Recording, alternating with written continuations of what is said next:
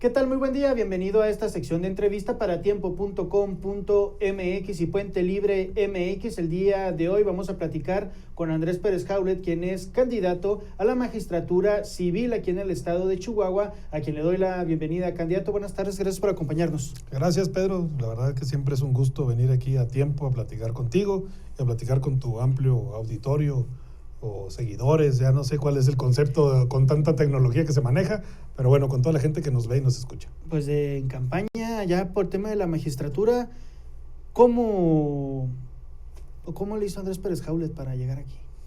Pues mira, primero, gracias por el espacio. Y segundo, quisiera primero presentarme. Yo sé que ya hemos estado aquí en algunas ocasiones, pero pues hay mucha gente que a lo mejor no nos conoce.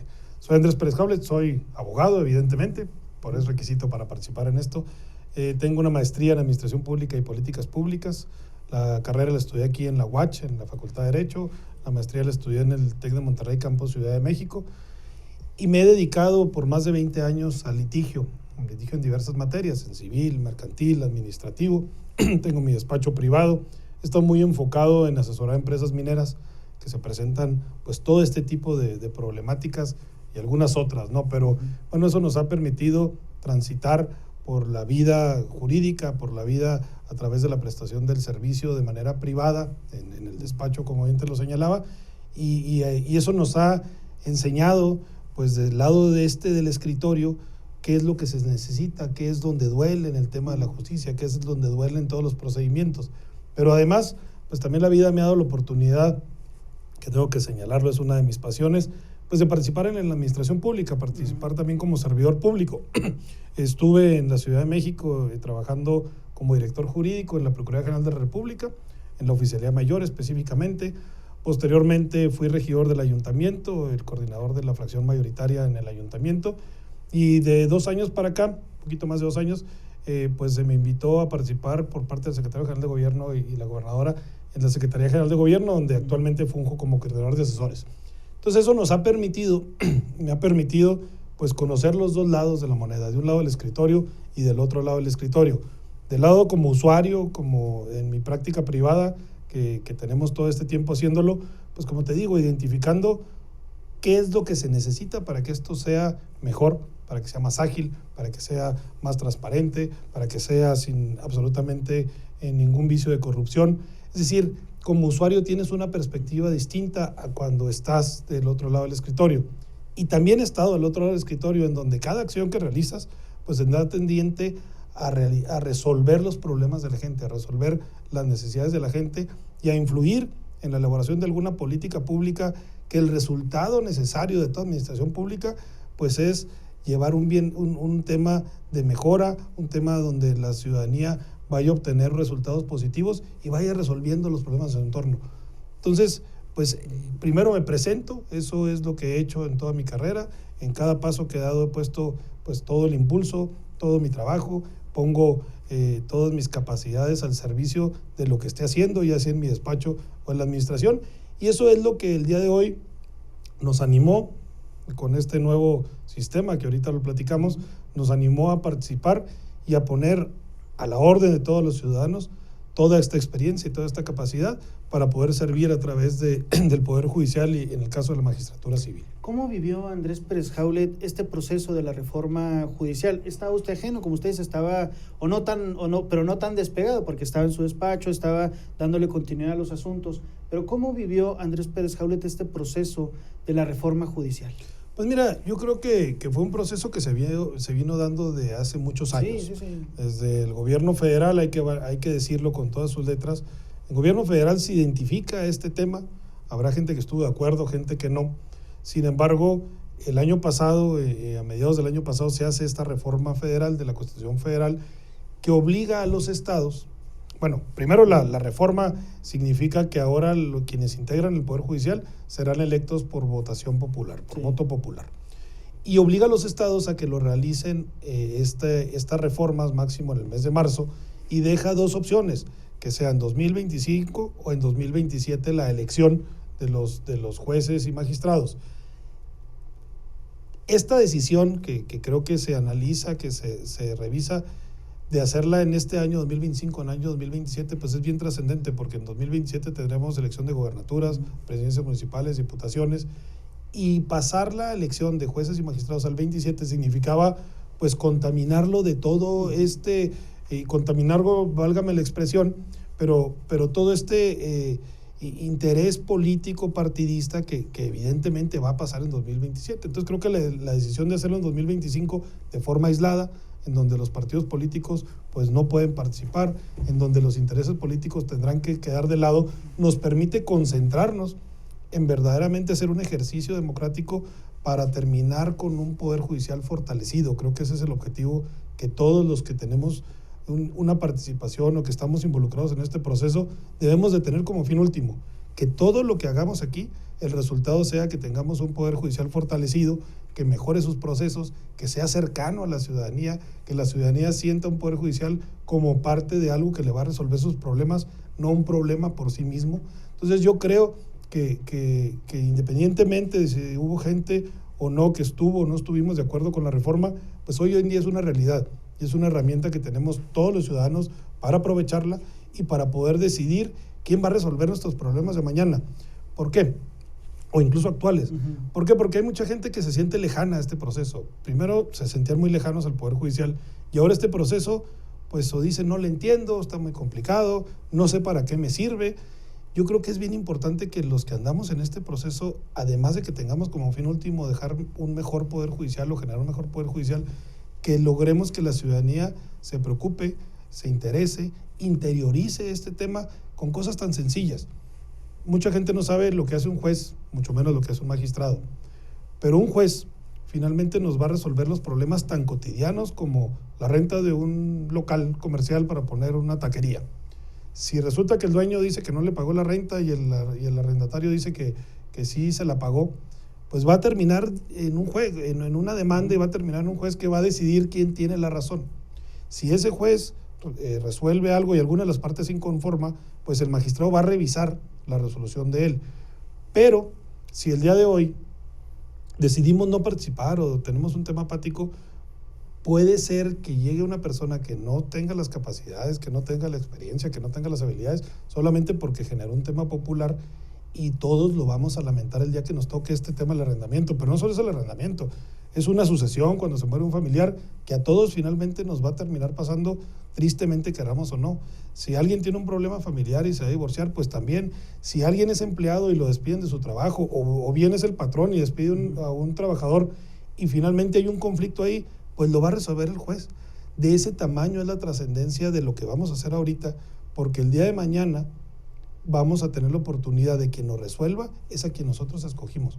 Ahora es cuando, ahora la ciudadanía, ahora tú decides, los ciudadanos son los que deciden, por eso nosotros tenemos ese eslogan pues en nuestra campaña, porque es bien importante primero que sepan la trascendencia de lo que se va a elegir, porque la decisión ahora está en nosotros de quién nos va a juzgar el día de mañana. ¿Cómo ve, candidato, que un magistrado, un juez se pueda reunir en privado con las partes? Usted como litigante, no sé si tuvo la oportunidad de reunirse con los jueces, porque da la intención y a veces muchas personas van a los juzgados, quieren hablar con el juez y nunca tienen acceso a esto. ¿Puede un magistrado realmente escuchar a la gente o estamos cayendo en un tipo de demagogia?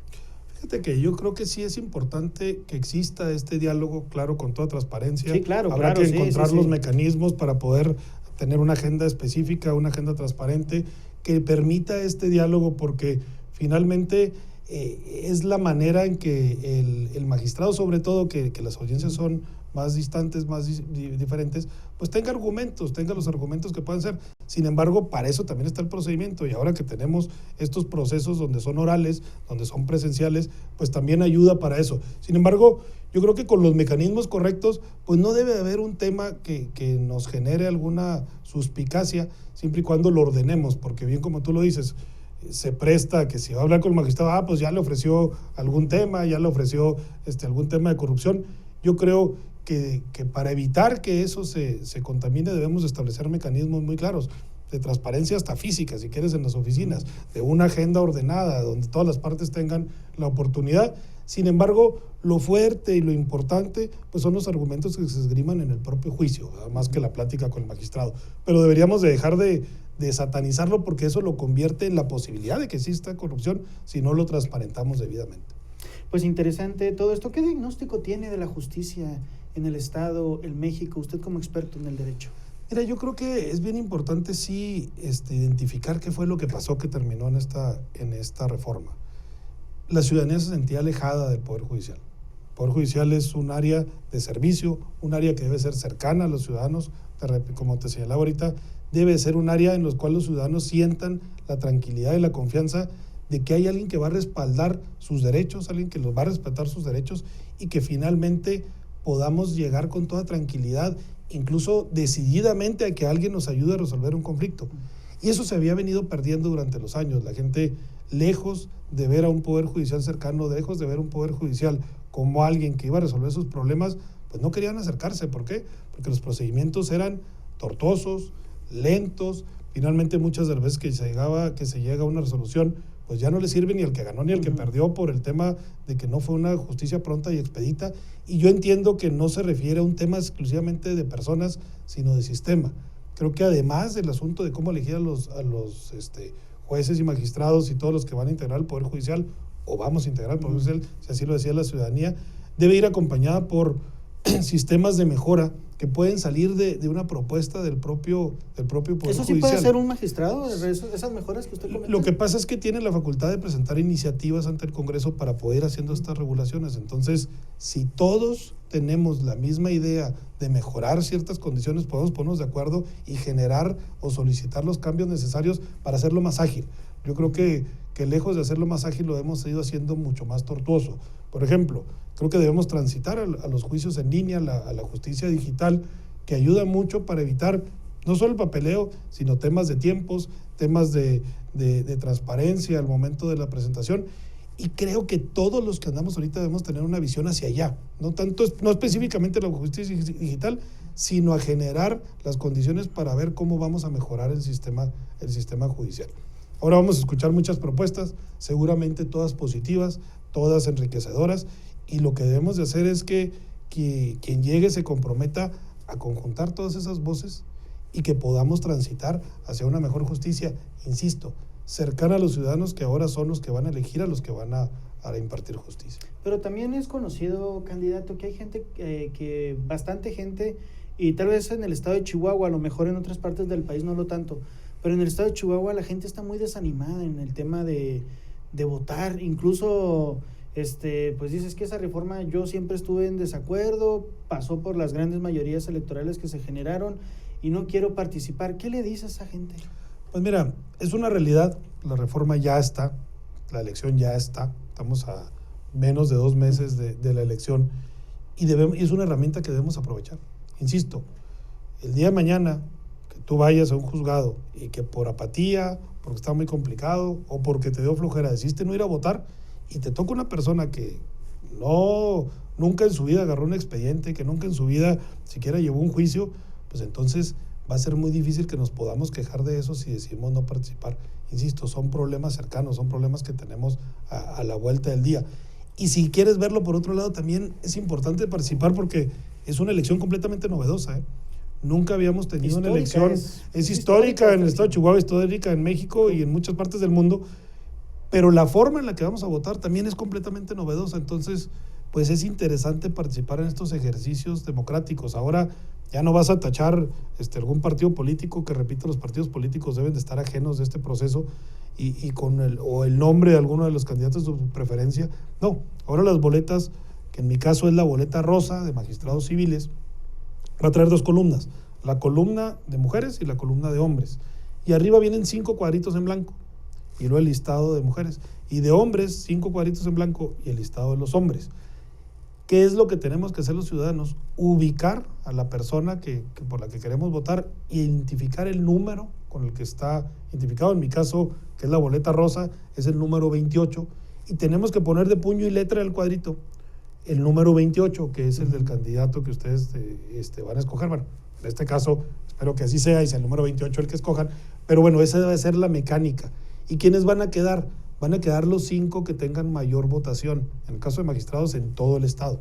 Entonces es importante que nos informemos, que veamos los perfiles, que decidamos y que preparemos nuestro acordeón, ¿verdad? Porque van a ser una gran cantidad de puestos los que se van a elegir en esta ocasión, y que digamos, bueno, pues quiero votar por Andrés Pérez Haulet, es la boleta rosa de magistrados civiles, el número 28.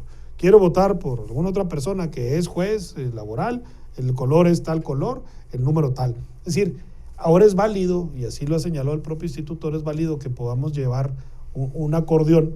¿Por qué? Porque en el acordeón vamos a plasmar el análisis y la decisión que tomamos previamente, que en la casilla pues solamente vayamos a marcar los números así y evitemos pues que haya alguna confusión o que duremos mucho tiempo, pero es muy novedosa. Yo los invitaría a participar por dos temas. Va a ser toda una experiencia. Va a ser una experiencia.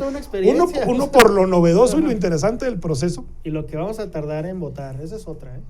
Sí, hay estudios que hablan de que va a ser un tanto lento. Sin embargo, si hacemos este ejercicio, creo que podemos reducir mucho los tiempos y por nosotros mismos, ¿verdad? Pues salir un poco más rápido del tema. Pero sí va a ser interesante. No nos ha tocado ver una boleta de ese tipo en una elección, pues esta es una elección extraordinaria federal incluso, porque también se podrá votar por las elecciones federales. Y creo que es bien interesante y novedoso, como quien lo decías, participar, pero el fondo es lo más interesante. Ahorita tenemos la oportunidad de decidir cada quien va a estar sentado el momento de que tengamos un conflicto. Y les puedo garantizar que casi todos vamos a tener algún conflicto de algún tipo. El de sucesiones es inevitable. O sea, ese queramos o no queramos, si no rentamos un local, si no somos empleados, si no caemos en ningún otro tipo de esto, si no pedimos dinero prestado, que también entra ahí el tema mercantil. Los testamentos. Los testamentos, el tema sucesorio, que si bien se puede llevar en una parte con los notarios, una parte importante se ve acá, incluso hasta por el costo. Entonces, lo más probable es que en alguna etapa de nuestra vida vamos a terminar en algún procedimiento legal. Y si hoy no tomamos la oportunidad de decidir quién es el más preparado, quién merece estar en ese lugar, quién tiene la capacidad para poder resolver con imparcialidad, con eficiencia, con rapidez todos estos juicios, pues el día de mañana nos podemos estar lamentando. Yo creo que ese es el verdadero impulso que nos debe dar el ir a participar en esta ocasión. En todas las elecciones se juega algo, candidato. ¿En esta qué se juega? Pues en esta se juega la estabilidad judicial. En esta se juega que nosotros el día de mañana tengamos un poder judicial fortalecido. En esta se juega que el día de mañana nuestros problemas sean resueltos por la gente más capacitada que esté ahí. Y lo que se juega es que entendamos que ahora la responsabilidad es de nosotros. Ya no es de un procedimiento interno, ya no es que lo va a elegir el Congreso, no. Ahora la responsabilidad es de cada uno de los ciudadanos que tenemos la capacidad de poder ir a votar, y la responsabilidad ahora recae en nosotros. Debemos de tener esa deseo, esa intención de analizar, de ver y saber quiénes son los que deben de ocupar esos lugares. Y pues yo espero que en ese análisis, que me pongo a la orden de todos los que nos ven, pues decidan votar. ¿Y cómo hacerlo? Decidan votar por mí. ¿Y cómo hacerlo? Pues con la boleta rosa de magistrados civiles, marcando el número 28. ¿No advierte un pleno del magistrados politizado después de la elección? Pues mira, yo creo que debemos ser muy responsables, tanto los candidatos como los partidos políticos, de respetar este proceso. Yo creo que eso debe de ser lo que todos los ciudadanos debemos estar observando, que no se vaya a mezclar un tema con otro. ¿Por qué? Porque un pleno politizado con intereses partidistas políticos, pues a nadie le sirve. Lo que debemos de privilegiar aquí es trayectorias, trabajo, valores, todo esto que conforma un candidato, para que tengamos un pleno con las mejores calidades, independientemente del color que les guste ellos votar o no en otro tipo de elecciones, pero que a quien tengamos sea gente completamente preparada, y que todos, eso yo le invito a nuestros compañeros candidatos, a los que andan contendiendo, que todos tengamos el objetivo de tener un mejor poder judicial, no tener un poder judicial para determinado color, porque entonces los principales afectados vamos a ser todos los ciudadanos que el día de mañana vamos a requerir un servicio de este tipo.